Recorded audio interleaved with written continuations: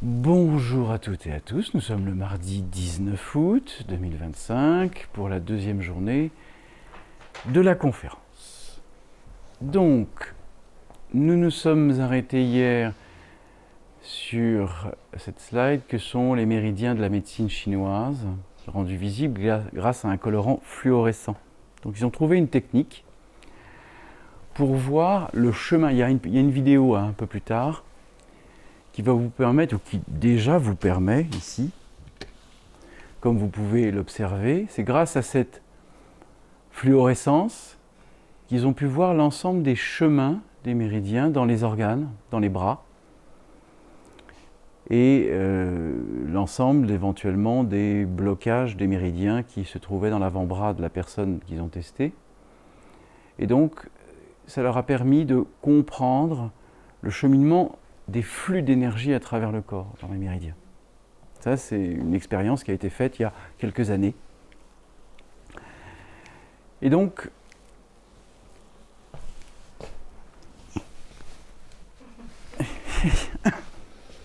alors, qu'est pas ça? Ah, voilà, ça clique. Très bien. Donc, les méridiens de la médecine chinoise. Ah oui, c'est parce que j'ai enlevé le. Juste un instant, parce que j'ai pas remis le petit cliquet. Alors, ça. Ici. Quitter le mode plein écran. Voilà. Je diminue, je sors la clé. Qui était. Voilà, éjectée. Tac, ça c'est la clé. Voilà, et le petit lien, etc.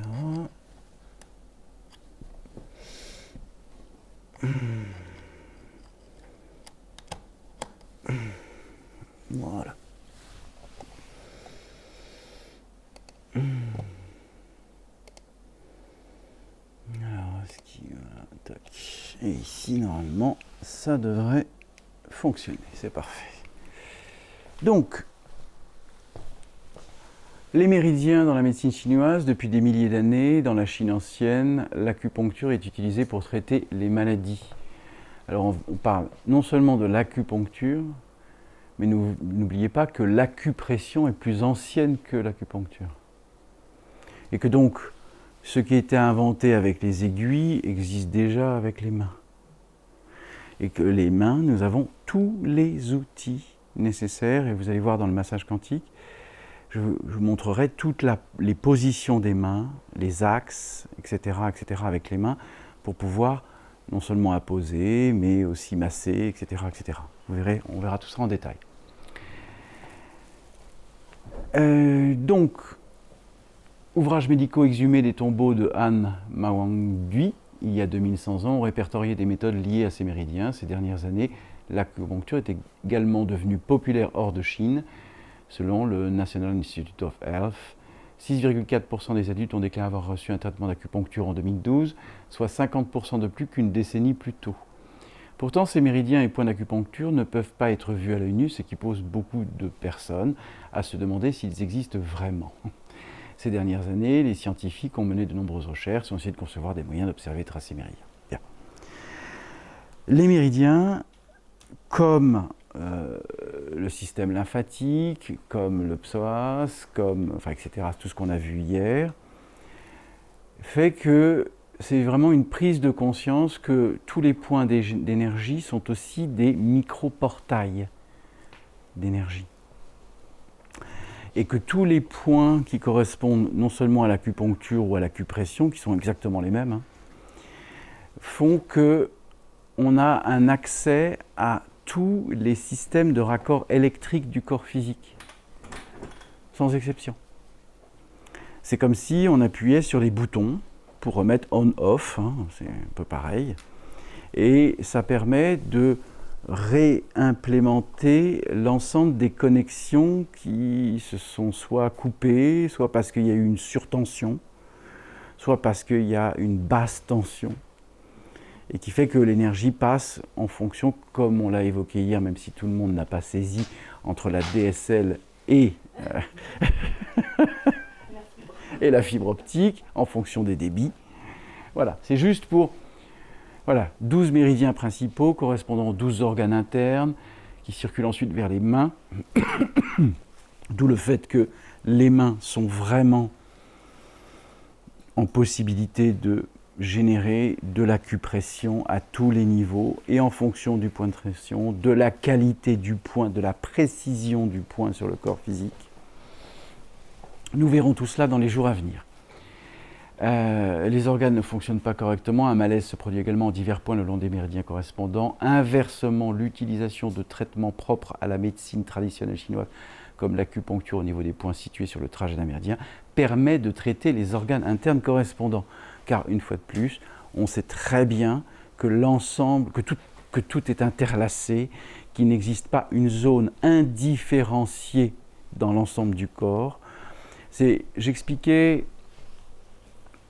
et j'ai transmis déjà dans un certain nombre de podcasts, dès l'instant où un être pense qu'il est un atome isolé dans l'univers, et agit comme un atome isolé en disant « c'est bien par là le chemin », en demandant aux autres atomes. Et les atomes le regardent et disent « mais pourquoi tu nous poses la question? On est tous ensemble ». Mais la majorité des êtres dans l'identification pensent qu'ils sont un atome isolé dans l'univers et qui cherchent leur chemin, puisqu'ils pensent qu'ils sont isolés.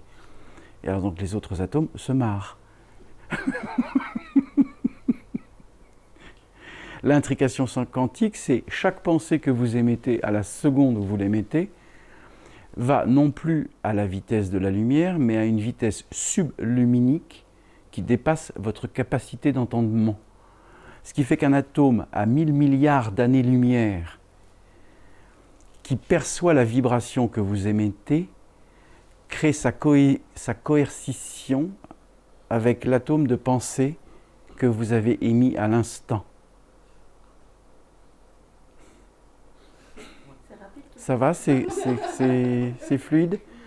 Donc l'intrication quantique, c'est exactement ce qui se passe dans le corps physique. Tout schéma de pensée qui induit une fréquence inférieure à la conscience se restitue automatiquement dans l'intrication quantique de la fréquence que vous avez émise.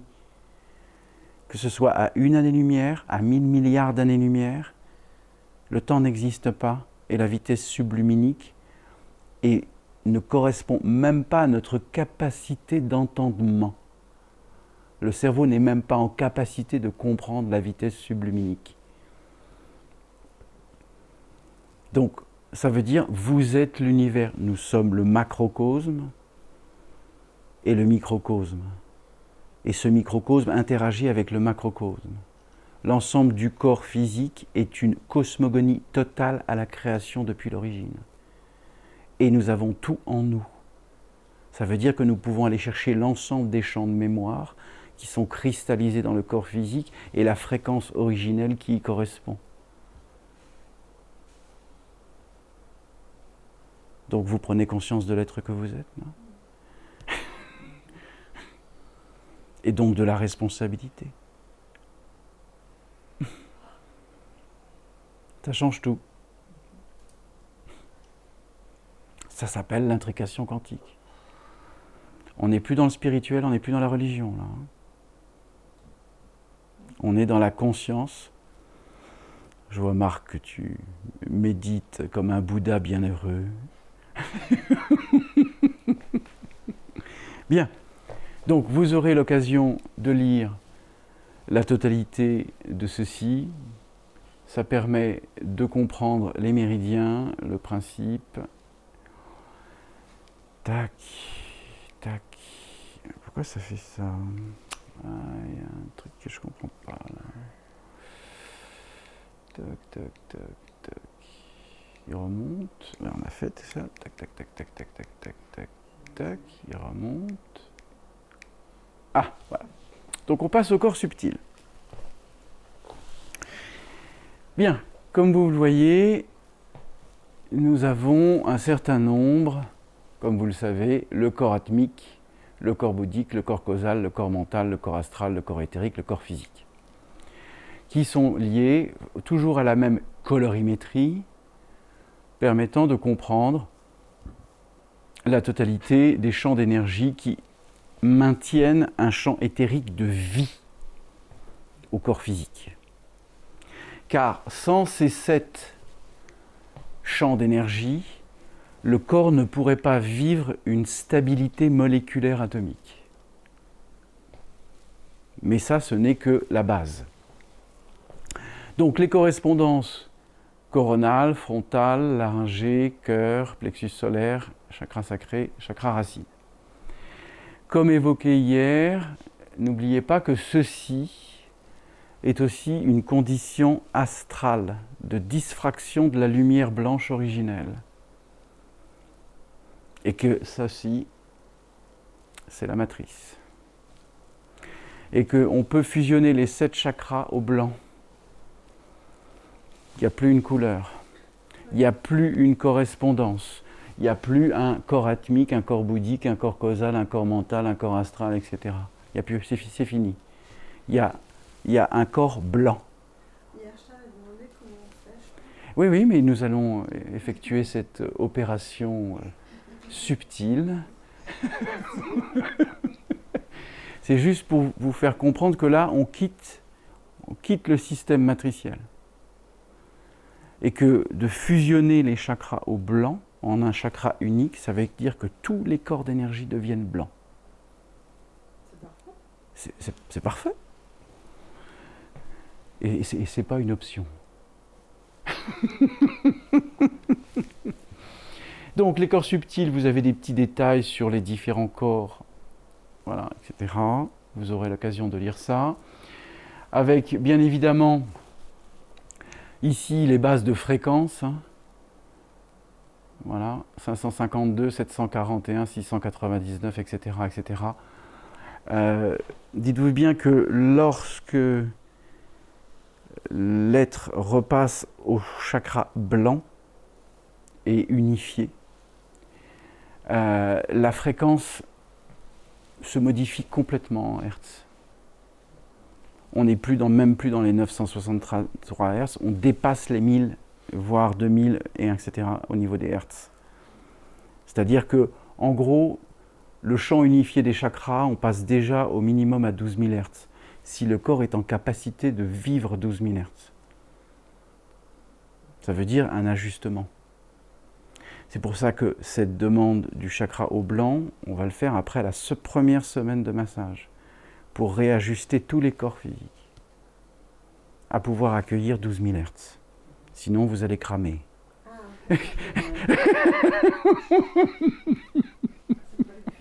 Non, mais... Voilà.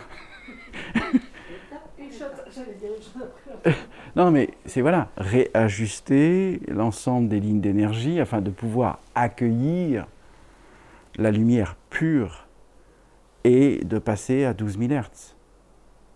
Eh oui. Donc, tout ce qui est dans le monde spirituel, bien évidemment, c'est ça. Et on a appris ça depuis des milliers d'années.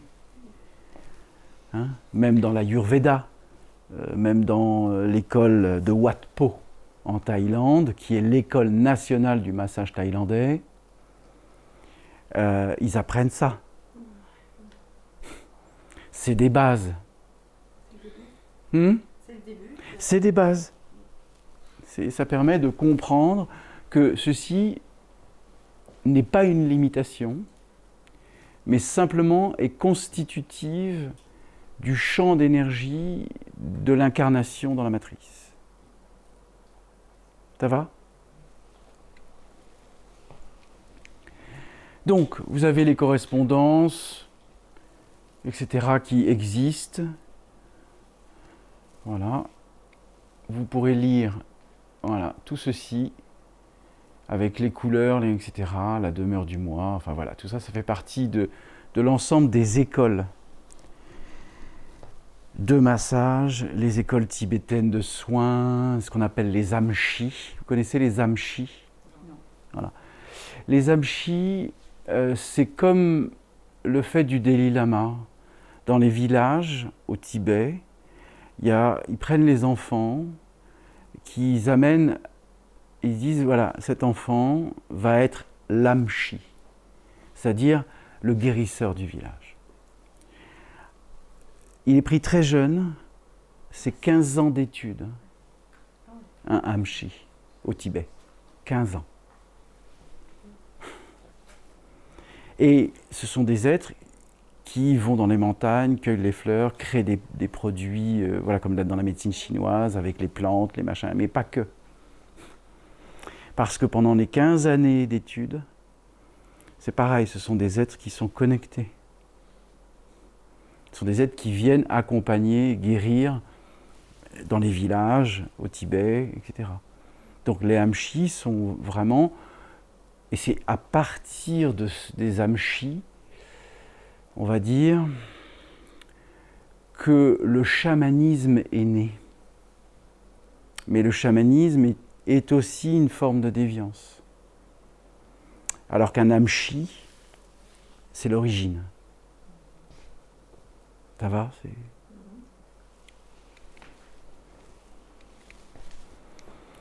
Bien, vous aurez l'occasion de lire tout ça, voilà, avec aussi tout ce qui correspond au corps subtil, en caractéristiques propres, tac, le corps éthérique, le corps astral, le corps mental. Tout ça, ça fait partie du même process pour vous faire comprendre ce qui existe. Voilà. Alors, petite particularité sur le corps divin ou corps atmique ou la monade, qu'on appelle soi-disant le corps de conscience parfait, mais c'est au 12e chakra, c'est pas au 7e. Le corps monadique ou corps conscient, c'est l'arbre séphirotique, 12 plus 1. C'est les 13 dimensions. Le corps monadique est un plan d'énergie d'origine pure, du féminin, créatif, où la candeur de la lumière est pure. On peut parler de candeur de la lumière. Parce que c'est la lumière c'est une des lumières originelles. C'est partie des plans de lumière originelle, le plan monadique. Beaucoup d'entre vous ici ont déjà, il y a des éons de temps, vécu la conscience monadique. Et une monade, j'ai eu, lors d'un atelier ici, j'ai eu un contact avec le plan monadique, j'ai été ému. J'ai été ému de sentir la nature de la vibration monadique. Voilà. C'est pur. C'est même plus d'un niveau diamantaire, c'est la lumière originelle de la création. Féminine. C'est ce qu'on appelle la Shekinah dans l'expression de sa création féminine, qui a généré le plan des monades, c'est-à-dire un plan originel, de l'amour. Voilà. Bien, les 7 chakras, les corps subtils, corps physique, contient corps éthérique, voilà, tout ça vous pourrez lire, mais comme je vous le dis, ça fait partie encore de choses qui sont liées à la matrice. Les chakras et les éléments. Donc bien évidemment, l'eau, la terre, le feu, l'air et l'éther. J'ai déjà exprimé, mais je me permets de réitérer, lorsque je vous explique le carré de la pyramide, c'est j'entends, je comprends, j'assimile, j'intègre. Donc c'est l'eau, la terre, le feu et l'air. Le 5e élément de la pyramide, c'est la pointe, c'est l'éther. Donc, la majorité des êtres, quand ils disent, voilà, une fois que j'ai fusionné les 4 éléments, je suis conscient, donc l'éther descend. Non, ça ne fonctionne pas comme ça. Lorsque vous avez fusionné les 4 éléments intérieurs, ça veut dire que les 4 parties sont réunifiées, c'est l'éther qui réunifie les 4 éléments. L'éther ne descend pas. L'éther vient unifier, le 5e élément vient unifier les 4 premiers. C'est pas pareil. C'est ce qui fait que c'est intégré. Pardon ? C'est ce qui fait que c'est intégré. C'est ça. C'est pas l'éther qui intègre les 4, c'est l'éther qui unifie les 4. Ça va ? Parce qu'il y a une grande confusion avec ça. Donc d'où le pentacle, le 5. Donc vous avez, voilà, encore le détail sur tout ce qui existe. Alors maintenant on va parler des chakras secondaires. Et on va parler, bien évidemment, des ailes d'énergie pour donner une image. C'est-à-dire, il y a 2 portails qui sont là et là. Et qui fait que ce sont des centres d'énergie qui sont des expanseurs. D'où l'image des ailes. Et dans la majorité des cas, comme on en a tous plein le dos, eh ben, ces portails sont fermés. Donc, ce sont et des chakras secondaires constitutifs d'une libération du passé. Car c'est le passé qui va permettre de rétablir le présent. Dans la majorité des cas, on commence à masser le dos et tout l'arrière du corps pour que le passé se libère, pour que lorsque l'on masse le présent, ça puisse s'intégrer. Mais en fonction des êtres, il arrive parfois. Sauf que des gens, à l'heure actuelle, ils ont besoin d'intégrer le présent pour pouvoir repasser au passé. Oui, mais ça dépend des êtres. C'est ça. Ça dépend des êtres. Y a pas, c'est pas une règle finie. Il y a des êtres, on repasse par le passé. Parce qu'il y a de telles charges électromagnétiques que si on ne passe pas par, entre guillemets, le passé, l'intégration au présent est compliquée. Mais c'est en fonction des êtres. Donc, vous avez le détail des chakras secondaires, dont les énergies sont peu comprises encore aujourd'hui, à cause de la forme de la manifestation de celles-ci. Perception de leur activité, elles, non, vous n'êtes pas des anges, ça ne fait pas de vous des anges. Structure en 4 losanges sur l'omoplate, sur chacune des omoplates, en haut, centrée sur celle-ci. Ensuite, elles s'articulent autour de ces 4 qui peuvent être perçus comme en fonction de la sensibilité et de la précision énergétique de chacun. Une série 3 au-dessus des 4 et 2, et ainsi de suite, etc., etc. Donc, on pourrait assimiler l'idée de la structure à une fleur, qui sont aussi liées à l'ensemble de chakras secondaires qui s'étendent dans le dos. Après, il y a les couleurs, les plantes, etc. Il y a même ce qu'on appelle les pierres. Vous savez qu'en lithothérapie, on va dire les pierres nobles ont des vertus énergétiques très puissantes. On parle bien évidemment du diamant, des rubis, des émeraudes. Ça, c'est ce qu'on appelle les pierres nobles, etc., etc. Je vous donne un principe. Il y a des années, j'avais ce qu'on appelle des débris d'émeraude, de taille. Donc j'avais une poignée de petites pierres non taillées en émeraude. J'ai mis ça dans un verre. J'ai mis de l'eau. J'ai mis le verre au soleil. Au bout d'1 heure, il y a des bulles. L'eau se charge avec les émeraudes. Et les émeraudes, c'est un nettoyeur. J'ai laissé toute la journée au soleil, ça faisait des bulles, etc. Et le lendemain, j'ai bu.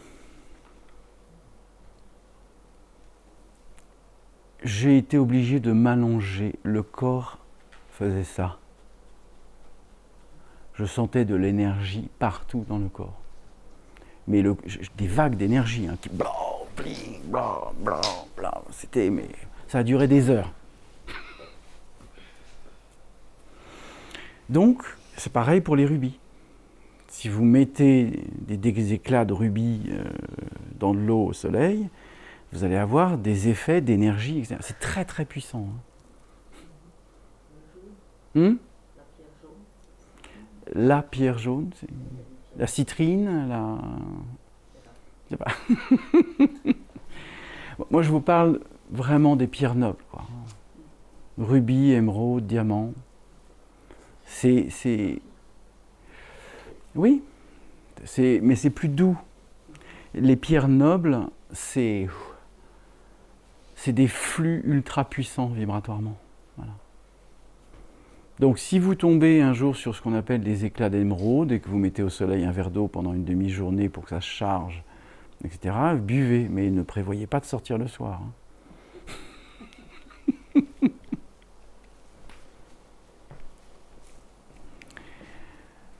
Donc, les chakras secondaires, souvenez-vous que les chakras secondaires, c'est les nadis. Il y a les chakras, on va dire primaires, pour utiliser un mot un peu simple. Les chakras secondaires, il y a les chakras tertiaires et quaternaires. C'est-à-dire les couches permettant d'accéder à des portails au-delà même des corps d'énergie. C'est le fait d'accéder à 128 chakras. Ça veut dire qu'on est simplement, comme je vous dis, à un moment donné, à 128 chakras. C'est tous les chakras subtils qui sont aussi liés à l'éther. Les chakras subtils sont liés uniquement à l'éther, même plus au corps atmique. Donc vous aurez l'opportunité de lire en détail ceci. Alors, on arrive peu à peu au système des douches sacras. Vous voyez le point qui est ici. C'est le point qui est connecté à celui-ci, dans le dos. Donc c'est une ligne d'énergie transversale sur le corps. Et Kiristi, c'est un des points du Christ. C'est un des points contact du Christ.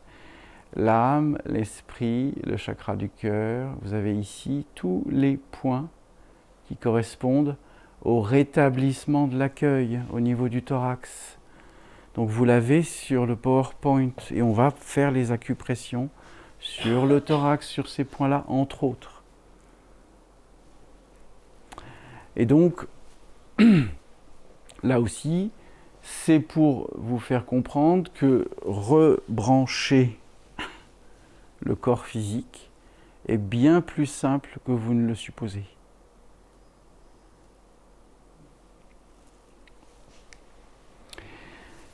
Vous avez l'ensemble des chakras et des couleurs correspondantes.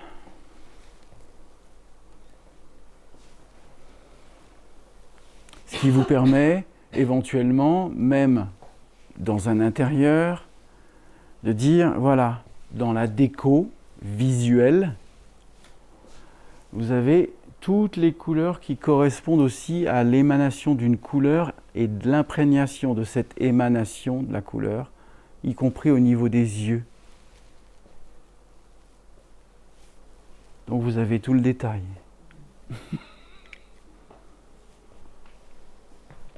Parce que, en gros, même votre déco peut complètement changer en fonction de l'évolution de votre perception consciente. Les objets, les couleurs, les tissus, les meubles. À un moment donné, vous allez dire, je ne peux plus là, ce truc-là, je n'en peux plus. C'est parce que vous avez changé votre niveau d'énergie. C'est pas que ça vous plaît plus, ça ne vous correspond plus énergétiquement parlant. Et ça va surtout.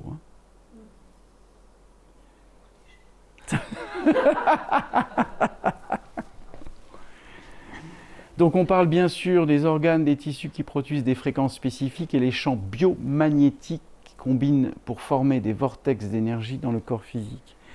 C'est-à-dire qu'on passe de l'électromagnétisme à l'électricité. Éther électrique, matrice électromagnétique.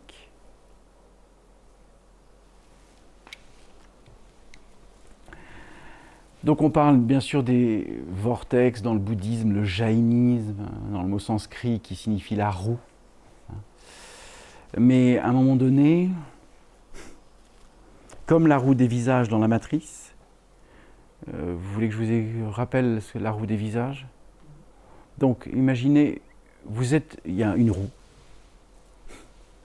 avec les bâtons, la roue.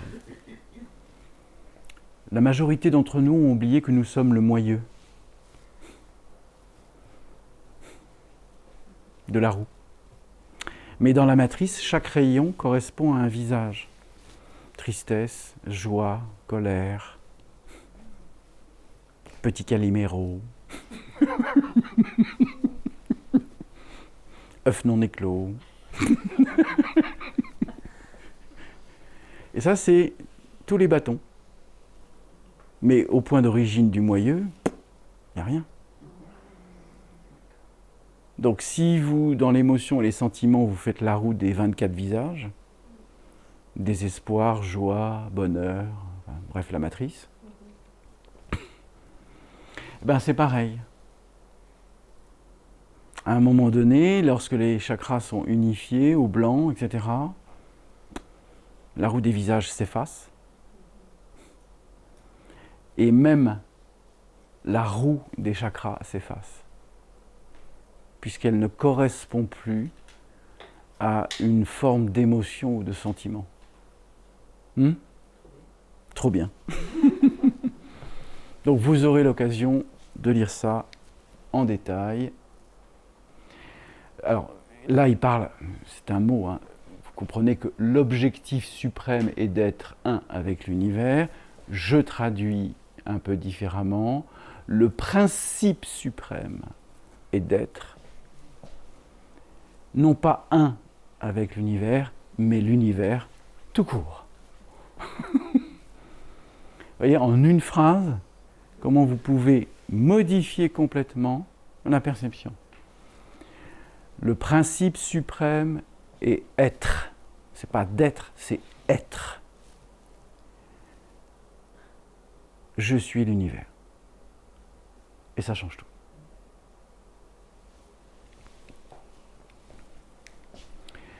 Donc, vous aurez l'opportunité et vous avez tout le détail, y compris dans la langue sanskrite, qui est avant l'hindi, qui est avant, voilà, avec donc Svadhisthana, etc.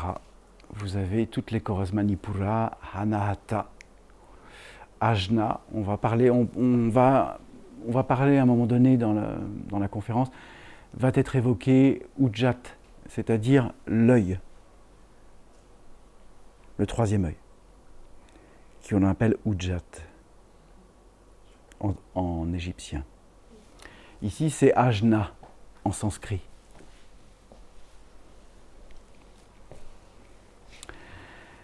Le chakra couronne au 9, Sahasrara, c'est la différence. Pourquoi est-ce qu'ils ont appelé le Sahasrara? Parce que on sort, c'est l'étape en sanskrit de Samadhi. Samadhi, c'est l'illumination.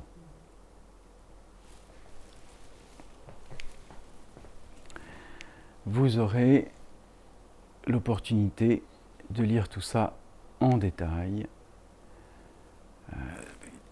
Ok. Kriya Yoga. Ok. Les 28 chakras. Donc on passe de 12 à 28. Peu à peu. Pour vous acclimater à accepter que vous êtes plus que ce que vous supposez être. Les 28 chakras et les 2 axes de la ligne d'infinité, les 12 chakras sous les pieds ou sphères pour accéder au champ racinaire, et on ne parle pas d'ancrage, souvenez-vous la différence entre l'ancrage et le champ racinaire. L'ancrage, c'est vous êtes dans une baie avec un beau bateau, et vous jetez l'ancre sur un fond sableux. Au premier vent, à la première marée, le bateau, c'est ça l'ancrage. Et l'ancrage est un mot spirituel des années 80, voilà, qui vient des États-Unis, qui est passé en Europe, et on a parlé d'ancrage. Non, on parle de champ racinaire. Voilà, de l'enracinement. Champ racinaire qui se déploie en une fleur de feu, les 7 chakras de l'onde de forme physique et les 9 chakras au-dessus du crâne, coronal inclus, l'illumination de Keter, la couronne, l'accès à la ligne d'infinité, le rétablissement par les 2 axes de la source au-delà de l'astral en une ligne infinie qui réaligne l'être à la conscience. Le temps est absous, le flux de pensée s'arrête, éteint par la présence, le non manifesté vécu, la vacuité, l'agapé.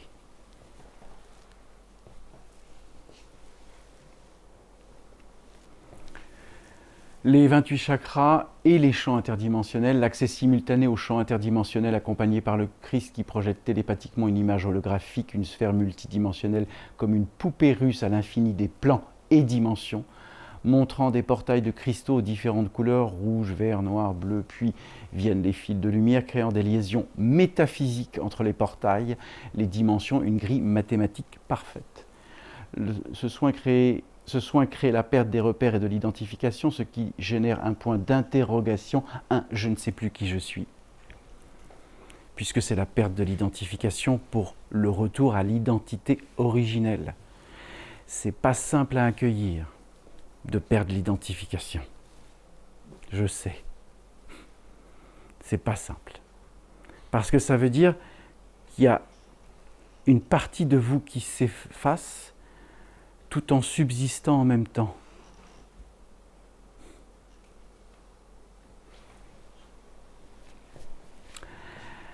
Qui peut troubler profondément une âme pendant plusieurs heures. La mort symbolique de l'identification, une perception supramentale, la lumière céleste adamantine, origine Adam, une purification, une réalité expérimentée, un réalignement au champ zéro de l'être si l'ego retourne dans sa vie quotidienne. Par peur ou habitude, la liaison s'éteint. Le repli revient, distrait par l'enfermement inconscient. On reparle de la responsabilité. Tout ce qui est partagé, tout ce qui est échangé, tout ce qui est vécu pendant ces 14 jours, c'est pour vous permettre de rester consciente, y compris en traversant la rue, en regardant votre téléphone et en vous faisant klaxonner par une voiture. Parce que vous êtes un petit peu trop... Voilà. Ça veut dire ne pas oublier l'ensemble de ce que vous aurez vécu ici. C'est comme un point de repère pour vous permettre simplement de continuer à exister dans le quotidien, mais à ne plus subir le quotidien.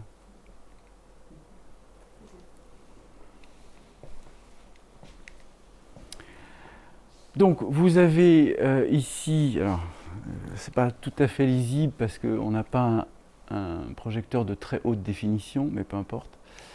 Vous avez ici, à partir de 22 chakras, vous pourrez lire ce qui est écrit, c'est juste. Ce schéma est tout à fait juste. Et bien évidemment, là, on passe, entre guillemets, de la Merkana à 12 pointes, et on double. Ça veut dire que le point, on a absolument toutes les lignes, tout le principe mathématique de la cohésion de conscience qui est rétabli. Là, c'est un petit ego désidentifié par l'acceptation sans condition au flux de la lumière et de l'énergie. Là, c'est ce qu'on appelle la lumière sombre. C'est le passage de l'ego ici. L'ego ne maîtrise plus le flux de la vie et donc on passe de la lumière sombre à la lumière divine, ce qui permet l'ouverture du chakra avec la guidance du soi supérieur jusqu'à la conscience christique dans l'énergie de la loi du 1. Ici, c'est l'activation à ce moment-là de l'ADN christique après désidentification de l'ego. Donc ici, on passe de l'énergie de la lumière dense à la lumière divine, etc., etc. Sens du flux d'énergie de lumière.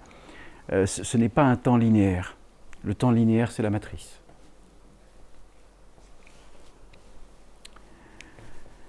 Alors, il existait dans les temps anciens...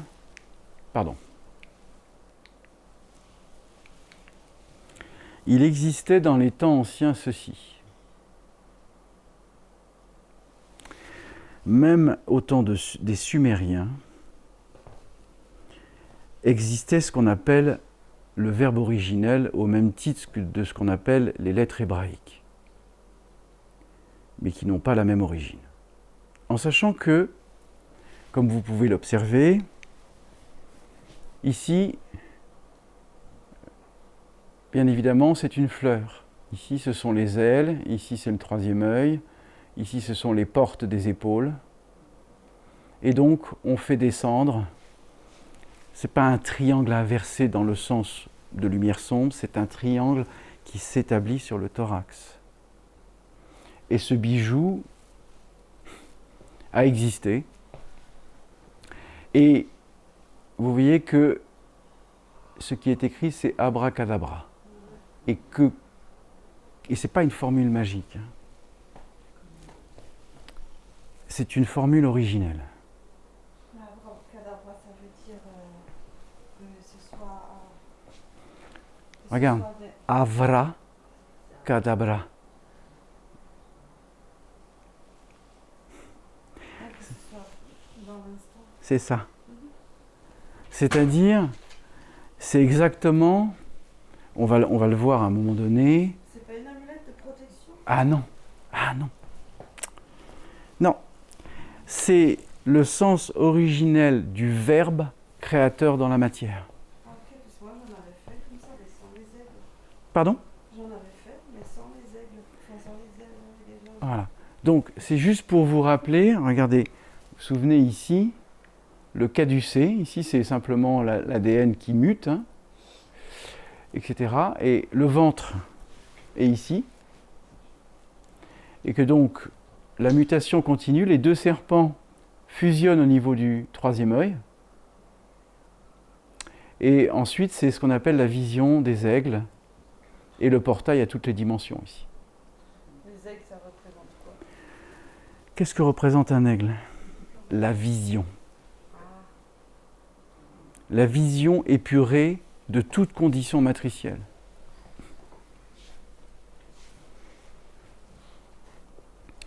Donc, ce verbe est le même principe que Ein, Sof, Aor, qui est simplement, pouf, c'est directement un mot, une fréquence qui vous connecte au-delà de l'astral. Mais pourquoi c'est abracadabra? Parce que c'est l'origine du terme de la langue.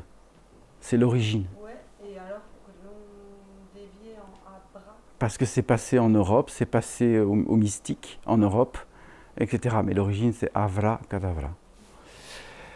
Au commencement était le Verbe, et le Verbe était auprès de Dieu, et le Verbe était Dieu. Ça, c'est selon saint Jean.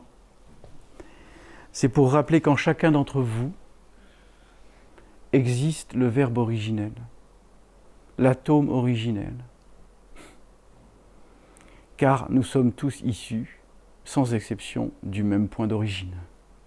Quelles que soient nos différences, quel que soit le chemin que nous parcourons, nous sommes absolument tous et toutes en communion, en intrication quantique. Et donc, l'univers existe dans la pensée avant même la création. Qu'est-ce que ça signifie ? Ça signifie... Tout est là, mais quand on le conscientise, on le crée dans la matrice. Non, tu le révèles dans la matrice. Ouais. Voilà. Tu n'as même plus à le créer, tu ne fais que le révéler dans la matrice. On crée l'univers. On crée l'univers. Pardon ? On crée l'univers. Non, l'univers existe. Tout préexiste. Tout existe déjà. Nous ne sommes que la fractale de cette expression. Mais tout préexiste. Donc, ce que signifie cette phrase, l'univers existe dans la pensée avant même la création, on revient à ce qu'on appelle à l'atome germe avant même qu'il s'expanse pour générer la création. La genèse du monde est le premier sujet auquel s'attachent les mythes de toutes les cultures. À l'origine de toute chose, nous retrouvons dans beaucoup de civilisations le chaos ou le néant, mais également l'œuf primordial, prélude des possibles, ainsi que très souvent une grande étendue d'eau qui représente aussi la part inconsciente. Tout ceci prêt à être transformé, transmuté. Le symbolisme de la parole, de l'action vibratoire du son est dans les cultures anciennes un des principes fondamentaux de l'acte créatif primordial de l'origine de la création. Certains, l'œuvre primordiale, ont appelé ça l'œuvre cosmique. Cette notion de parole est porteuse de la première manifestation divine. Les civilisations concernées par une genèse sonore sont très nombreuses. Nous y retrouvons par exemple les Dogons, les Bambara africains, les Indiens Guarani d'Amérique, les Kanaks mélanésiens dont la parole est l'acte initial, les Grecs avec leur origine du terme logos, ainsi que les Égyptiens ou encore hindous dont le son est onde première de la création. Pour eux, la musique et en particulier le chant a donc une importance capitale, une vision propre à la civilisation indienne et que la parole du verbe vak produit l'univers sous son effet vibratoire. C'est-à-dire que le verbe conscient, l'expression consciente, n'est pas la parole de la matrice. Je peux réitérer. Lorsque nous sommes dans la matrice, dans le quotidien, dans l'activité quotidienne, dans les jobs, etc., on utilise souvent la parole pour échanger sur les sujets du quotidien. Oui, tac, tac, tac, tu me fais un virement, blum, blum, blum, blum, blum, blum, blum, c'est la parole. Très bien. Le verbe conscient ne dépend pas d'un quotidien. Il est l'expression de l'être par le verbe. La vibration est conscience. Il n'y a plus de blabla.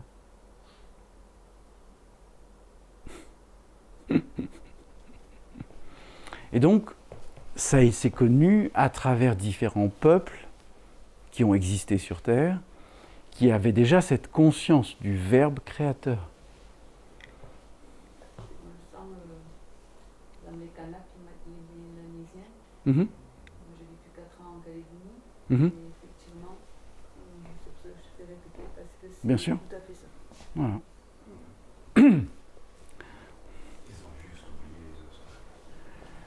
Oui, t'inquiète pas. Tout à fait. L'élément éther est d'essence sonore. Tout ce qui est perçu comme son est Shakti, énergie féminine, créatrice. Puissance divine, le son précède la forme, l'ouïe est antérieur à la vue. N'oubliez pas, le son est antérieur à la lumière, l'ouïe est antérieur à la vue.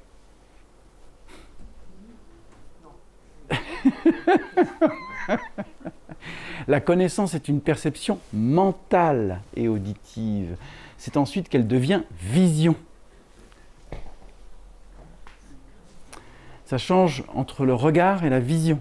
Dans la culture sanskrite, la syllabe fondamentale Om de la tradition védique reproduit le processus de la manifestation transcendantale cosmique.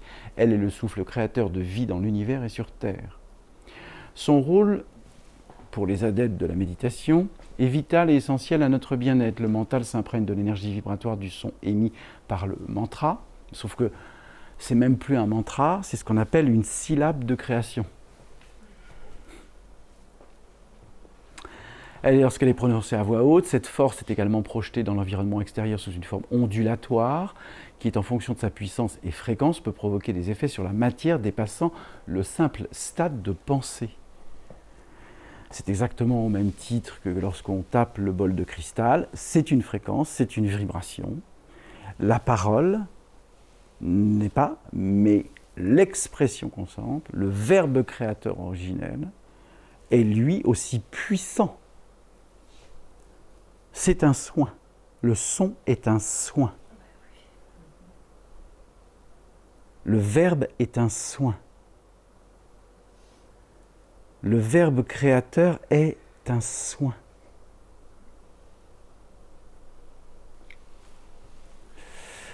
Donc le mot abracadabra sur la partie occidentale, c'est avra-cadabra.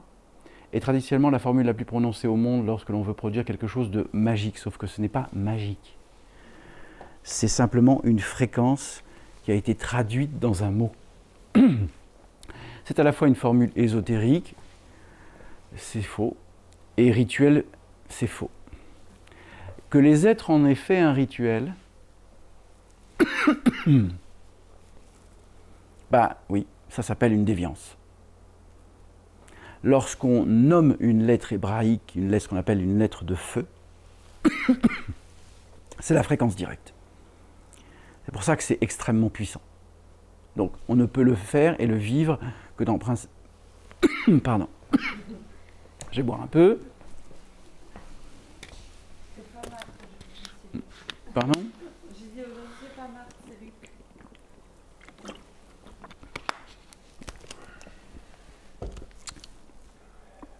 Donc, ça a été utilisé à des fins de pouvoir, pour contrôler la vibration originelle. Oui, dès qu'on contrôle, on est dans la matrice. À l'origine,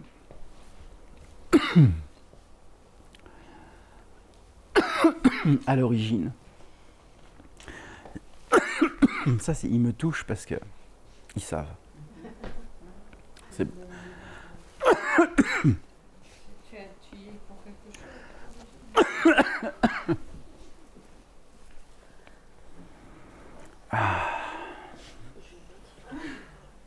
Hmm. Je note.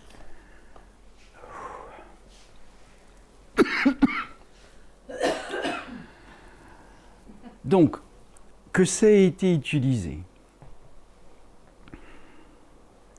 à des fins de rituel, c'est une déviance. Tout ce que vous faites par le verbe conscient est un acte d'amour. Et rien d'autre. Et dans ce cas-là, vous pouvez utiliser les lettres hébraïques parce que c'est un acte d'amour. C'est pas un pouvoir, une fois de plus. Si vous l'utilisez dans la fréquence du pouvoir, le retour Et violent. est... Voilà.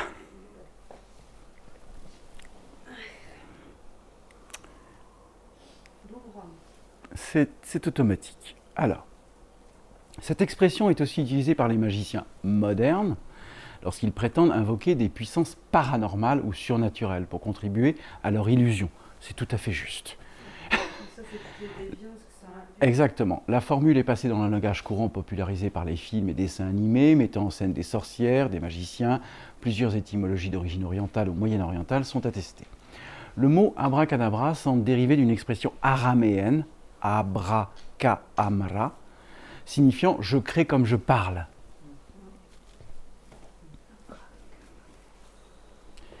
Et on revient au verbe créateur. Car ce que j'exprime est une création. Si vous dites « oh là là, ce matin j'ai mal à la tête, je suis pas bien, je me sens le corps, je vais me coucher, oh non vraiment ça va pas du tout », qu'est-ce que ça provoque ? Ça peut être combien de dire Tous les mots qu'on a énoncés. Voilà. Je suis conscient, je suis présent, je suis l'éternité en mouvement dans la création. Ça change tout. Donc, mais elle peut aussi venir d'une transformation de l'araméen adabda kedabra, qui veut dire que la chose soit détruite. Pour vous dire que tout peut être inversé. Et que donc notre conscience, c'est de plus inverser le flux de lumière dans un flux d'incréation. Car c'est aussi puissant dans un sens que dans l'autre. Lors d'un soin, si on veut nettoyer, on peut dire. Tu peux, oui. Oui, oui. C'est dans le PowerPoint. C'est à votre discrétion. Mais oui. Ou Evra Kedebra, qui veut dire « je créerai d'après mes paroles ». Vous voyez, tout est proche là. Hein.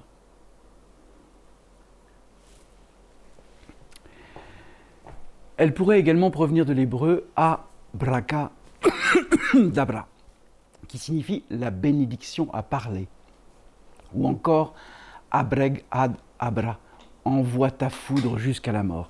Qu'est-ce que ça signifie? Envoie ta foudre jusqu'à la mort.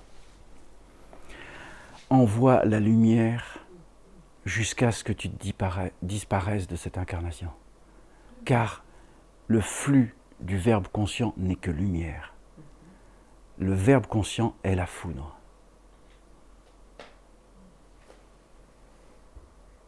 C'est-à-dire que rien ne peut résister au langage originel de la conscience. Rien. Même pas une porte blindée. Parce que la fréquence du verbe créateur ne peut pas être arrêtée, ne peut pas être coupée. Ce n'est pas possible. Donc voilà à quoi correspond cette phrase qui parle « envoie ta foudre jusqu'à la mort ». Que ta parole ne soit jamais destituée de par qui ou quoi que ce soit, même toi-même, car ce que tu exprimes est la vie, est la puissance de la foudre. Elle provient du nom d'Abraxas, donc ou encore Abregadabra, envoie ta foudre. Autre étymologie défendue notamment par le Robert historique de la langue française, la formule attestée en l'état tardif sera empruntée au grec. Elle proviendrait du nom d'Abraxas, dieu intermédiaire dans le système gnostique de Basilide, mort en 130 avant Jésus-Christ. Ces mots grecs ont été expliqués par Katz comme des lectures dues en boustrophédon, soit une écriture continue de gauche à droite, puis de droite à gauche. C'est aussi une formule hébraïque, arba, 4, dak, du verbe casser, arba, c'est-à-dire le 4, cryptogramme pour le Tout-Puissant, ainsi qu'important symbole pythagoricien des éléments naturels anéantis, les 4. Son usage est répandu dans la gnose et la pensée pythagoricienne ésotérique, déclinée jusqu'à sa dernière lettre par un ordre rétrograde, sous forme triangulaire, etc., etc. Dans le poème de l'érudit romain Serenus Sammonicus, de Medicina, le principe de la médecine, Medicina Praecepta, il est prescrit à toute personne atteinte de fièvre hémitritée ou de mi-tierce de porter une amulette ou un phylactère contenant le mot écrit sous la forme d'un cône inversé. C'est l'image première qu'on a vue. On retrouve également la trace de cette formule dans les contes rapportant la fabrication du golem. Vous savez ce qu'est un golem? Non? Bien. Un golem est une entité créée à partir d'une boue et animée par, entre guillemets, une énergie qui correspond au niveau du démon, au niveau démoniaque. On appelle ça un golem. En façonnant une forme de vie à partir d'argile, de boue, l'homme se place ainsi dans la position de Dieu au moment de la création de l'univers. Le rabbin trace les lettres du mot vérité, Aleph, même Tav, sur le front de la créature et prononce la formule magique. Cependant, souvent, cela ne suffit jamais et la créature finit par se retourner contre ceux qui l'ont créée. Non, c'est pas que c'est pas bon. Mais n'oubliez pas que même dans le Talmud ou dans la Kabbale, des êtres ont utilisé des formules du langage originel à des fins de création, de construction, et non pas de création. Destruction. Les sages docteurs de l'Antiquité disaient que la voyelle A, lorsqu'elle est prononcée avec sagesse, a le pouvoir de faire vibrer la glande du thymus.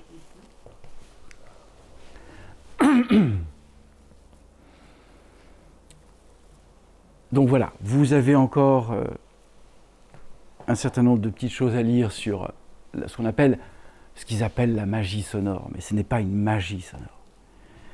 N'oubliez pas, dans le mot magie, il suffit de déplacer la seule lettre verticale du mot et de la placer devant et vous avez image. Donc la magie est une forme d'image. Et l'image peut devenir une forme de magie. Regardez le cinéma. Regardez... Eh oui. Eh bien, bien sûr. Et c'est pas toujours une magie très... Mais c'est de la magie. Oui, voilà, du coup, c'est de la magie. On va en dire plus. Et la magie, c'est l'âme agit aussi. Oui, sauf que l'âme n'est pas l'esprit.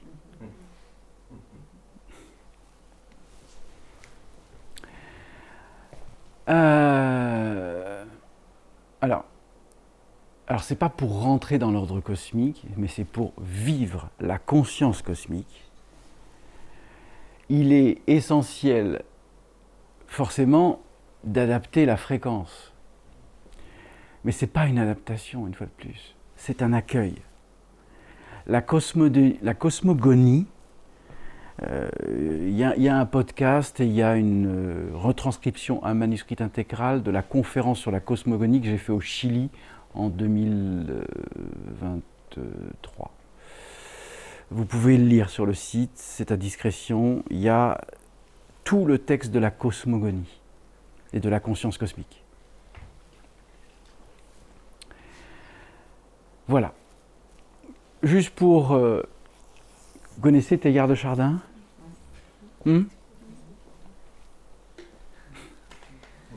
Et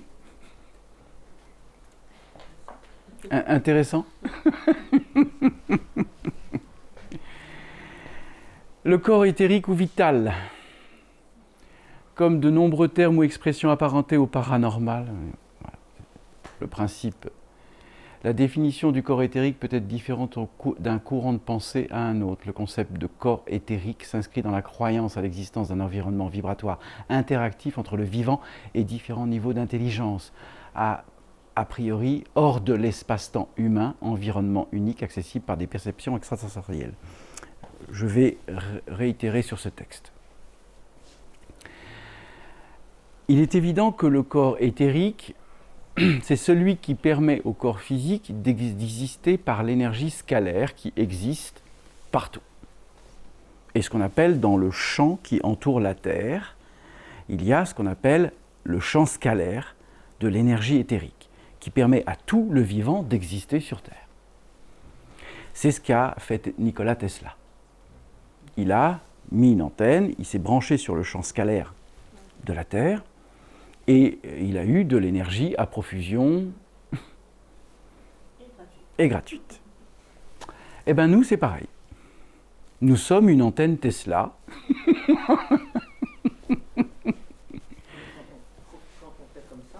C'est ça. Et donc, là, on n'est pas, justement, quand on est branché sur la conscience éthérique, on n'est pas hors de l'espace-temps humain. Non. On rétablit la conscience éthérique sur le plan de l'humanité. On ne quitte pas l'humain. On est humain sur Terre, mais on est bien plus que cela, puisque nous sommes une antenne Tesla en capacité de nous brancher sur la conscience éthérique et de pouvoir sentir et vivre l'éther à travers ce corps physique. Et comme je vous le dis, encore faut-il que le corps physique soit à niveau. Et quand tu évoquais avant donc l'eau, la terre, le feu, l'air et l'éther, quand on accueille, quand on conscientise du coup qu'il y a l'éther, ça n'est plus un triangle du coup, ça fait un rond. Ah bah oui, oui, puisque lorsque l'éther fusionne les 4 éléments, ça devient un cercle, ce n'est plus un carré. Parce qu'avant, quand tu as parlé de l'atome germe, du coup, Oui. j'ai demandé la réintégration, moi la fusion de l'atome germe. Oui. Et là, j'ai vu un point. Oui. J'ai vu donc les 4. Oui. Et après, ça a fait un rond.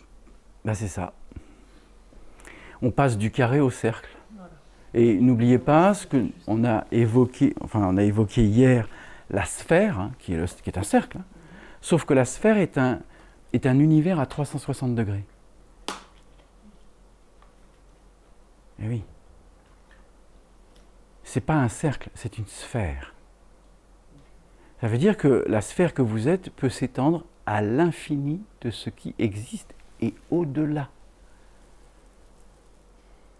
Je sais que c'est difficile pour le cerveau de comprendre le au-delà, mais c'est ça. Vous allez au-delà de vos croyances afin de ne pas poser de limites. Je suis déjà allé au-delà de la 84e expansion. Par le champ d'énergie, j'ai débordé la 4e, j'ai englobé la 84e expansion. Je suis sorti de la 84e expansion. J'ai vu les 83 autres, le point d'origine, la source d'origine. Je suis sorti du système de la 84e par l'expansion de la sphère. Il n'y a pas de limite. Vous pouvez observer l'univers en totalité depuis le point d'origine de sa création et sentir que ça vibre à travers vous. Il n'y a aucune limite. Toutes les limites éducationnelles, culturelles, maritales, conditionnelles, machin, etc. C'est ce qui nous fait croire qu'on n'est pas capable de se réunifier à l'origine. C'est une croyance. Car nous sommes déjà cette origine. Ça œuvre. Bien, vous avez bien évidemment